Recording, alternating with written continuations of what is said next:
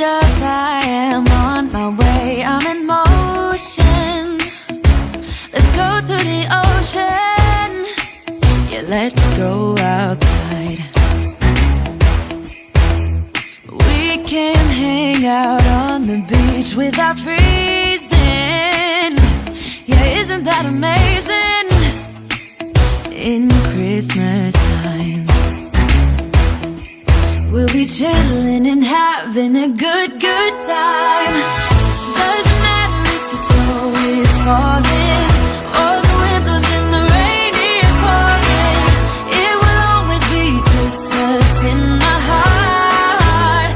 But this year... Hey guys, welcome back to my channel. It's Teris Hilton. You know what it is. Even on the off day, it gotta be cool. So,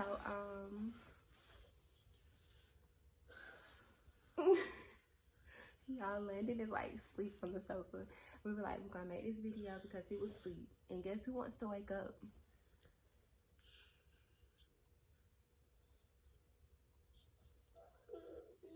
It's what you call an intermission. Okay, so, we decided to get on here and to talk about our journey purchasing our home. So, I can say the process started 2018. Yeah. Okay, yeah. So it was like, yeah, our first year being married, and where do we start? Okay, so with Larry being in the military, we got approved for the VA loan, and the VA loan officer, right? Yeah. He hooked us up with our realtor. So we came to this exact neighborhood because they were building homes. We went through multiple homes, and we even started like building a home in 2018. Like Built the whole home. A whole home. Didn't even move in. So Discouraging. I don't even know what happened. Like, in other words, we didn't get the home. But like what she not saying is like working full-time jobs, being parents, trying to make sure you keep your personal self straight, your child, your job, your bills that you already have accumulated before you even try to buy a house, along with making time to meet with a relative, going out after work to look at homes, trying to see what home you want, trying to make sure your child's straight. It's just a combination of a lot of things. So it was very stressful that first year to be on the phone, giving all your work history, all your information about your background, who you are, because they want everything, including your drawers.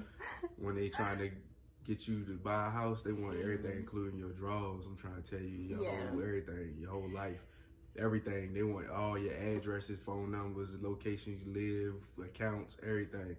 So it was a stressful and discouraging to do that our first year. I mean, it wasn't like we didn't get approved, we did, but we weren't fluent in the information as far as like how to go about closing on a home. So we was learning that for the first time. So like they could have told us anything. We didn't really know. We was just learning going with the flow. You know what I'm saying? Whoever was telling us what we wanted to hear and showing us something that we liked, we was straight with it. And then ended up getting the house built, and then they was having a hard time finding my time in service for the military. That's so what it was. It was holding up like us moving in the house. But moral of the story, it was just God. It wasn't the right time. It wasn't the right time. It wasn't the right time at all. Now that we look at it like a whole year later, it wasn't the right time. So then we started the process this year, and we started that process in like September. It was like August. No, it was July or August, around my birthday time. Because they said we get it done, we could be done, moved in by October. Mm-hmm. So So we literally we started, moved it, got this stuff done in a couple months. Real quick. So we started again 2019. I was so discouraged, I'm not even gonna lie. Because something with, I guess, not enough years to that wasn't what was going on this year. You talking about last year, yeah. So I was discouraged about that starting this year. So I was like, oh, should we even try to, look for a house again? Is the same thing gonna happen? And I was on Larry, like, okay, it's been a whole another year. Now we should have enough years for the VA. Nah, that wasn't what it was. I got tired of paying rent. I got tired of giving away that free money. She was discouraged, but at the same time, I wasn't. I was like, man, I'm tired of paying a rent as the price of a mortgage. Mm-hmm. Because living in a nice apartment, you're paying sometimes more than what a mortgage would be. So, and what makes it so bad is like our realtor, she kept texting through like every month. Yeah, she was very persistent. She was pretty good. The lowest harming age. And she was alright. We thought we were skeptical about her. Yeah. In the beginning, but it was because we wasn't thoroughly. We weren't educated enough. Wise on the information as far as buying. So we didn't know who to trust. Yeah. It wasn't like she wasn't We thought that, she was diligent. They thought that we were young and didn't know anything, and we felt as if, they would possibly take advantage of us. We were going to be able to get that house. Yeah. So, okay. So anyway, so then around his birthday time in August, she hit us up, and I was like, okay. I bit the fish basically, and I was like, okay, let's start looking. We had all the paperwork stating that Larry had the time and service to do the VA loan again, because you have to do it again. So all that paperwork. We was filling out paperwork like at nighttime, like papers, signing so much stuff. It was just crazy. And another thing that like happened this year was I had lost my job in April, and that was a whole other thing. Like, I'm like, oh my God, what if we can't get a home because I'm not making the amount of money that I was making before? So it was just like a lot of negative thoughts going through my head at the time. So I think maybe in September, the VA people got back with us. We got approved for the loan. And I didn't even want to come look in this neighborhood at all, because I felt like I had bad karma or whatever with this neighborhood. I didn't want nothing to do with these people, the builder, the realtor here. Yeah, I didn't want nothing to do with this neighborhood.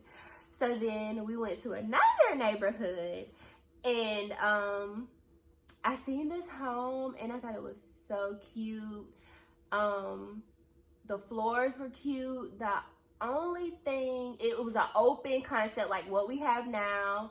The only thing that kind of stressed me out was she had to upgrade everything, right? That was when they was trying to charge us an arm and a leg. No. This ain't that house. This the house. I know. I know you're talking about now though. So when you go upstairs and into the master bedroom, it was so small. And I know like that's not a big deal, but the other bedrooms were bigger than the master bedroom. And we were already in an apartment with a small bedroom, and like we have a lot of things. So I was like, Larry, I don't know. Like, I love the home, but I don't know. And it's kind of like, when you try on multiple dresses for prom and if it's your dress or not, like that's how I felt. I wasn't getting the vibe of like, yeah, this is my home. So then we went to the neighborhood that we're in now, and it was an older home. But y'all, the people before that moved out of the home, they did not take care of that home at all. The floors were bad. And then I think the home was built in like, what? 2015 or something, and it was just a lot of work that needed to be done, and I didn't want to spend the money on that. I wanted to be able to go into a ready home, a new home. So I remember one day in church, the realtor had sent me a picture of this home that was newly built. The people's loan had fell through or something like that, and we were sitting in church on a Sunday afternoon around like 1:30 when we got the text about this house right here. And everything was in it. The fence was up, all the of the blinds, all of the upgrades. And y'all, when I tell that y'all, everything that I wanted in that home that I built last year, that was gonna cost more money, it was in this home. God's time. And what makes it so bad is the preacher, Larry's dad, what were we doing? And I felt like I had just like gave some money, and then I had got a text. Who was playing the building fund for the church? For the new church. And $100 a month. And I remember I had sent some money off for it, and as soon as like my phone went off, you paid mine and yours. Yeah, I had paid mine and yours that month. It was like September. You paid August or September. Yeah, like and I got the text from our realtor. And she was like, it's this new home. The people's loan fell through. The blinds, the fence. It was you have identically gray walls, the same house she wanted last year that she struggled to put together because of the upgrades it was going to cost. Because it wasn't standard. It wasn't standard items in the home. It wasn't standard appliances. It was like upgraded stuff she wanted. So they was telling her like, well, this was what it's going to cost to put what you wanted in. This house had it all. Had it all. And so then she was like, do you guys want me to, put you in the bucket to get this home? And I'm like, yes. So we was at the bottom of the list too. Yeah, because I think people had already knew about it so before gassy. we did. I think it was like two other people. $1 Two other people were had their bets in for this home. So our realtor and then the lady over the neighborhood, they got all our paperwork together and everything that Sunday. So then that Monday, me and Landon came to view the home. Y'all, when I walked into this home, I was like, oh my God, Landon, this is home. And I know that may sound crazy, but y'all, I'm serious. Like, when you know something is yours, it's yours. So I fell in love with it. And then I think maybe like later that day or the next day, Miss Dolores said that someone else wanted the home. And when I tell you, I was so crushed because I'm like, oh my God, every time we come back to this neighborhood, it's always something. Like, this neighborhood is in such a high demand. It's so annoying. So, I was so sad. Like, I went to bed and it was so early that night. And then that next morning before I went to work, I got up and prayed and I opened up my Bible and I was like, Lord, I'm leaving this in your hands. If this house is for us, it will be for us. And I let it go. And then I think maybe like... I lay down. And then I think maybe like 2 weeks later, we got the phone call that the people that wanted the home, they didn't get approved for the home. So I'm thinking, oh my God. Like, and my mom had told us, she was like, it don't matter who won that list. If God wanted y'all to have that house, it will be for y'all you. Had that house. That's what she said. So, and I was at freaking the children's place when they had some sale getting some stuff for Landon. And I got the call from our realtor saying that, their loan didn't go through and we're next up for the home. So that was probably like the end of September, going into my birthday weekend. And we didn't hear anything for a while. And then I think like the end of September, we were told that they were trying to get us in this home October 4th or something like that. And so then we were like, okay. So then I think, what day did we actually move into home? October 6th. And so October 4th came for our closing day. And we're like, dang, you know, what's going on? So then we got, I think, a text from our realtor. And she told us, could we close on the 6th? And we closed on the 6th. And it's just, I just want to say that it goes to show. Yeah, you say no. I think what she's trying to say is in the fruit and the importance of this video is it's not your timing. It's God's timing in your life. You could try to pursue and do whatever it is you're trying to do. By no means am I telling you to sit there stagnant and just wait for God to move you like a chess piece. Yeah. No, you got to do your part. However, looking at what we've been through with this situation now than from it was then, it was better that it happened this way. We knew more the second year. We appreciated more. We appreciated more. Yeah. We knew more the second year. It was smoother. And when God is in it, it's going to go smooth. It was a hassle that first year. Yeah. This year, we tried to do that for a year last year. We did this in like 4 months. In 3 months. 3 months. It happened so quick. That's how it was. Just God was just. God has it was just like clockwork. On it. It was like clockwork. You know what I'm saying? God knew last year that she probably was gonna lose her job.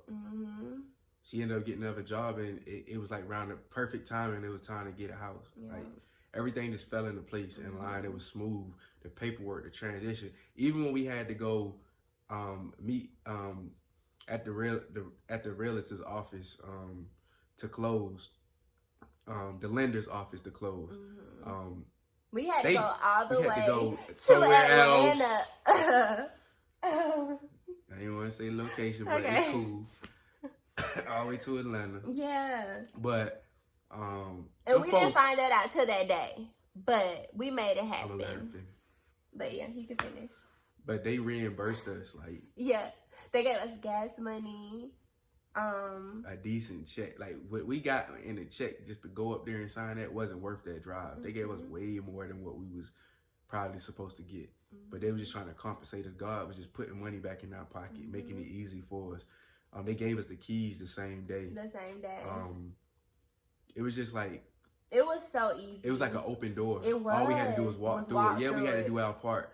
But the parts that we did, because of what we've been through, see, when you go through stuff and you come out on the other side of what you're going through, you're a different person, and your growth and your faith really, you know, it's higher because you've been tested. Yeah. So, you know what I'm saying? Faith without works is dead. But what I will say is, when you go through, it's like, it's nothing like that understanding of experience. You know, you shouldn't have to experience everything, but experience is a teacher.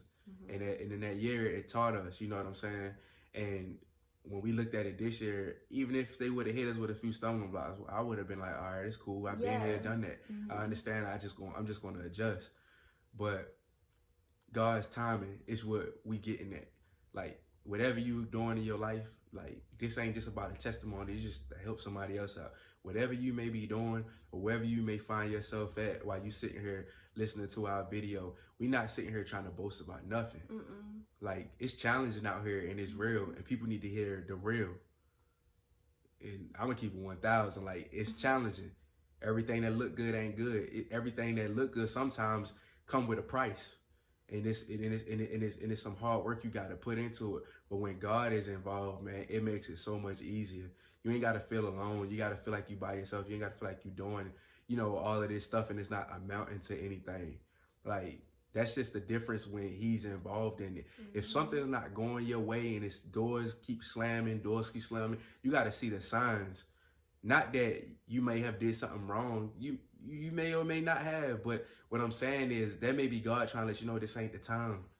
You can't always be trying to do stuff when you get ready to do it. It don't work like that. Yeah. Like, for nobody, even the people who got it made out here, they been through some stuff. Yeah. It's just the fact that they was persistent in every door that closed. That look, maybe you might be testing me, It's to see if I'm going to really like keep going and try to get this thing done. Yeah. You know what I'm saying? It's a test. Everything you go through is a test. We're going to see if you're going to give up, if you're going to stay persistent. But God said he wants us to be stewards. He wants us to appreciate what he give us. Even if it's big, even if it's small, it don't matter. No matter where you find yourself in, you got to be content. That's gratefulness. But you also can't be out here doing everything you want to do and not paying God the due respect. You owe him the reverence just to say thank you. Yeah. You know what I'm saying? You ain't crazy because you told God thank you when you was in the shower or when you was by yourself riding in the car. Right, in the like, car. You going to need him. Yep. You know what I'm saying? I'm not trying to coach nobody up or teach nobody something, but I know he real because I know what he did for us. I know it wasn't my salary, what I make, who I knew. For sure wasn't my salary, who she knew. Like, it wasn't nobody. It was all him. And if times get hard, I don't worry because I know if I keep myself grounded in God, he going to do the rest because I'm going to do my part. Big trust. Whoop, whoop. Straight up, you know what I'm saying? If you from Baltimore, you know what's going on. But I'm just saying, what does that mean? It don't matter. These folk know. Big trust. Yeah, it's like that. You know, but if it was any fruit or anything of thought that I could leave with you, it would be that. Now my son's sleepy. I'm out. I'll let you boy. Say bye. But yeah, that was our journey into getting into this home that we have now, that we are so grateful for, that we love. And luckily, you know, we got into this home before any of the holidays, which was even more special. I'm about to. She talked long, don't she, huh? Say we ain't told the story. Go ahead and cut it off. Shut up. Woo, woo. So, I just want to say thank you guys for liking the video. Please subscribe to the video. If you have any comments, let me know your testimonies that you guys have faced in 2019. 2020 is coming up. Let's just see how God works in 2020. Thank you, and I love you. Vlogmas Day 14. Bye.